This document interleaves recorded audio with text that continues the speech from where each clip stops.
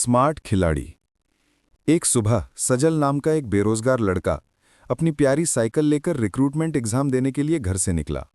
वो शहर की सड़कों पर घूमता रहा और उसे रिक्रूटमेंट एग्जाम का ऑफिस मिला, जो एक 30 मंजिला बिल्डिंग थी।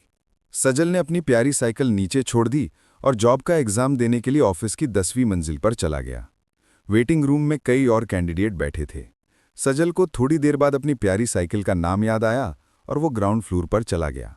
जब वो वहां गया तो उसने देखा कि उसकी साइकिल वहां नहीं थी। सजल चीखता हुआ ऑफिस में घुसा।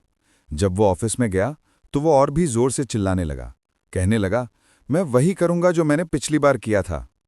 सजल की चीखें सुनकर ऑफिस का चपरासी रामू दौड़ता हुआ आया। उसने कहा, क्या हुआ? सजल ने बहुत गुस्से वाली आवाज में कहा, मेरी साइकिल इस ऑफिस कंपाउंड से चोरी हो गई। मैं वही करूंगा जो मैंने पिछली बार किया था। रामू डर गया। उसने कहा, पिताजी रुकिए, मैं देखता हूं कि आपके लिए क्या किया जा सकता है। रामू ऑफिस के बॉस गनी साहब के पास गया। रामू ने बॉस से कहा कि सर एक प्रॉब्लम है। गनी साहब ने क्या कहा? सर एक लड़का हमारे ऑफिस में एग्जाम देने आ रहा है और उसकी साइकिल चोरी हो गई है। वो बहुत एक्साइटेड हो गया और बोला कि वो पिछली बार जैसा ही करेगा। सर मुझे डर है, अगर वो फिर से किसी रसोकदार आदमी का रिश्तेदार हुआ तो हम किस प्रॉब्लम में पड़ जाएंगे।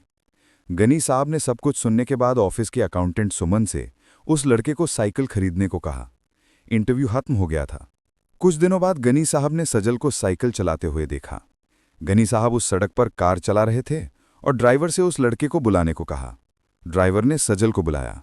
गनी साहब कार में बैठे और सजल से पूछा, पिताजी मैं आपसे कुछ जानना चाहता हूं, आप मुझे क्या बताएंगे? सजल ने कहा, सर मुझे पता है कि आप मुझसे क्या पूछेंगे। जवाब है, पिछली बार जब मैं नौकरी के लिए इंटरव्यू देने जा रहा था और मेरी इकलौती गाड़ी चोरी हो गई तो मैं गुस्से में 20 किलोमीटर पैदल चल के घर आया। सजल ने गनी साहब से कहा कि मैं खुद पर गुस्सा हूं और कहा कि मैं इस बार भी वही करूंगा जो मैंने पिछली बार किया था। गनी साहब जोर से हंसे और सजल को उसकी समझदारी के लिए धन्यवाद दिया। गनी साहब ने कहा कि मैं तुम्हारे जैसे समझदार लड़के को नौकरी जरूर दूंगा।